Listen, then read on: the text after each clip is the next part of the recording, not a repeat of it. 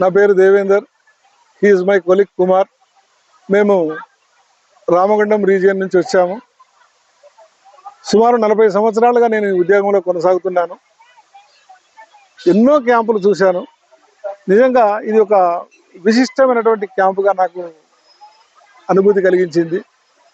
సుమారు 100 మంది క్యాంపర్స్ని, ఒక 70 మంది చిన్న పిల్లలు ఈ చిన్నతనం నుండే ఒక జాతీయత గురించి, ఒక కమ్యూనిటీ సింగింగ్ గురించి నాలెడ్జ్ సంపాదించుకొని, ఆ పాటలలో ఉన్నటువంటి మాధుర్యం ఏంటి, దానికి ఉన్నటువంటి అర్థం ఏంటి, ఆ పాటల ద్వారా వచ్చేటువంటి ప్రభావితం ఎంత అనేటువంటి విషయాల్ని బోధించడానికి వచ్చినటువంటి నేను, మా సీనియర్స్ కూడా ఉన్నారు, వారితో పాటు నేను వచ్చాను.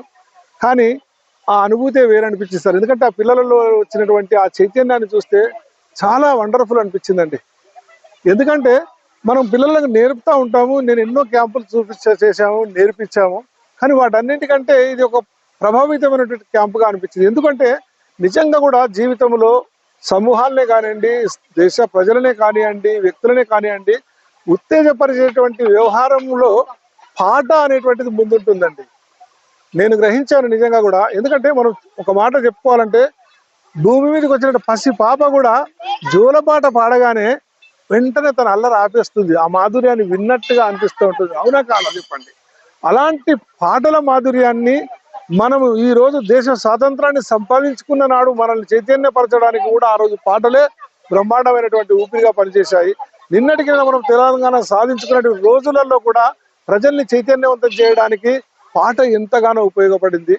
అలా దేశభక్తిని పెంపొందించి మా స్కౌట్ ఉద్యమ స్ఫూర్తిని చాటి ఉద్యమం డెవలప్మెంట్ కొరకు ఈ పాటలు ఈ 100 మంది వేల నుంచి లక్షలుగా నిజంగా భారతదేశ సమాజానికి ఈ పిల్లల్ని మేము వాళ్ళకు ఒక కళాకారులుగా, ఒక సింగర్స్ గా వాళ్ళకి ఒక పాట యొక్క అర్థాలను, కమ్యూనిటీ సాంగ్స్ ని వాళ్ళకి నేర్పించి వాళ్ళలో ఇంతమందిలో 100 మందిలో ఒక 10 మంది చైతన్యవంతులు అయినా కూడా మా జన్మ ధన్యమైనట్టే సార్.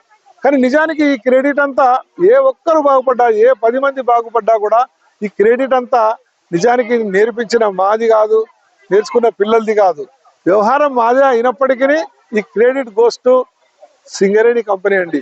ఎందుకంటే భారతదేశంలో ఏ అసోసియేషన్ కూడా, స్కౌట్ ఉద్యమ అసోసియేషన్ ఇంత చొరవ తీసుకొని, నేను చూశాను ఈ మధ్య ఒకటి నేషనల్ లెవెల్లో ఒక ప్రోగ్రామ్ జరిగింది సార్ కమ్యూనిటీ సింగింగ్ కొరకు. అలాంటి కంపెనీ ప్రోగ్రామ్స్ మొత్తం మీద నేను 40 ఏళ్లలో ఒక 10-20 కూడా చెప్పలేము సార్ వాస్తవంగా. కానీ అలాంటిది మన సింగరేణి కంపెనీ ప్రతిష్టాత్మకంగా తీసుకొని, మన సింగరేణి జిల్లా అసోసియేషన్ మనకు ఒక సెపరేట్ రెవెన్యూ డిస్ట్రిక్ట్ అయినటువంటి భారత్ స్కౌట్స్ అండ్ గైడ్స్ యొక్క సింగరేణి డిస్ట్రిక్ట్ అసోసియేషన్ నుంచి ఈ ప్రోగ్రాం నిర్వహణకు అవకాశం ఇచ్చినటువంటి సింగరేణి యాజమాన్యానికి చేజేతుల నమస్కారాలు తెలియజేసుకోవాలి. ఎన్ని సార్లు కృతజ్ఞతలు చెప్పినా తక్కువ కాదు సార్. ఆ పరిస్థితిని కల్పించినటువంటి మా యాజమాన్యం, మా ఆఫీసర్స్ అందరికీ కూడా మేము ప్రత్యేకంగా నా తరఫు నుంచి, మా అందరి తరఫు నుంచి మరీ ధన్యవాదాలు తెలుపుతూ ముగిస్తున్నాను. Thank you.